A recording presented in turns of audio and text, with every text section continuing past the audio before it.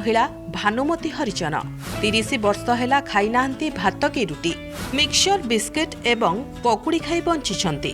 आजिकल समस्ते health conscious से lifestyle सुधारिबा और हेल्दी खाइबा उपरे समस्त फोकस से आम आम दैनंदिन खाद्यपेय भी विभिन्न प्रकार खाद्य सामिल कहीं मनीष बंचापी और सुस्थ सबल रही विभिन्न प्रकार पोषण युक्त खाद्य आवश्यक पड़ी थाए।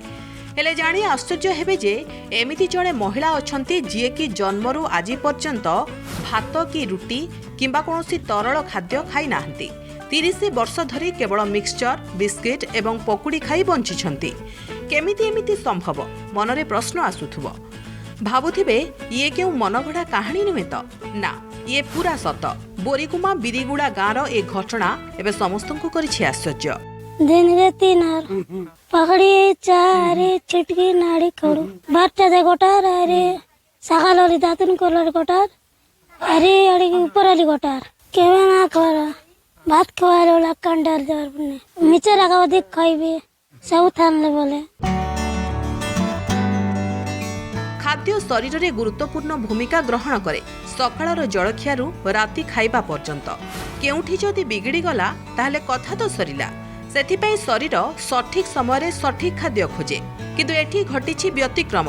30 वर्ष धरी केवल मिक्सचर बिस्किट एवं पकुड़ी खाई बंचिछंती जड़े महिला। से हेले बोरीगुमा बिरीगुड़ा गाँव भानुमती हरिजन बयस 30। से दैनंदिन जीवन में भात रुटी बदल में मिक्सचर बिस्किट एवं पकुड़ी को आहार भाव में बाछि नेइछंती। भानुमती बापा माँ कहवा अनुसार भानुमती जन्मरू 3 मास पर्यंत माँ क्षीर खाइथिले परे केवल बिस्कुट खाइले। धीरे धीरे बड़ हेबा परे माँ भात मांडिया जाऊ खुआइथिले किंतु भात खाइबा परे भानुमती बांती करुथिले। सेही दिनठारू बापा माँ भयरे भानुमती को आउ भात कि मांडिया जाऊ देउ नथिले। झीर एभली अवस्था देखि परिवार लोके बोरीगुमा जयपुर एवं कोरापुट मेडिकल रे चिकित्सा भी कराइथिले किंतु विफल होइथिले। सेबेठू भानुमती प्रतिदिन सकाळे मिक्सचर मध्याह्न रे पकुड़ी एवं रात्रि भोजन रे पुणी बिस्कुट एवं मिक्सचर खांती। प्रतिदिन भानुमती खाद्य रे 80 रु 100 टंका खर्च हुए। बापा मानसिक भारसाम्य हराई बसिछंती एवं माँ परिबा बिकी जहा रोजगार करंती सेथिरे परिवार चलिबा कष्टकर होई पड़े। पुणी सेथिरे झियो भानुमतीर खाइबा चिंता। दुखर कथा बयस बढ़ुछि किंतु बढ़ुनी भानुमती शरीर। भात खाबर ना खाए नची बसी हाँ नहीं बसी ना खाई बसी हाँ चा पकड़ी पानी इटा हम खाइसी बाती कर देसी पेट पानी खाइले बाती कर देसी हाँ खाइसी बोलबा खाइले तो। भानुमती परिवार कहले 4 भाई माँ बापा मुंड गुंजिबाकू घर खंडे नाही। एक छोटिया कुड़िया रहुछंती परिवार।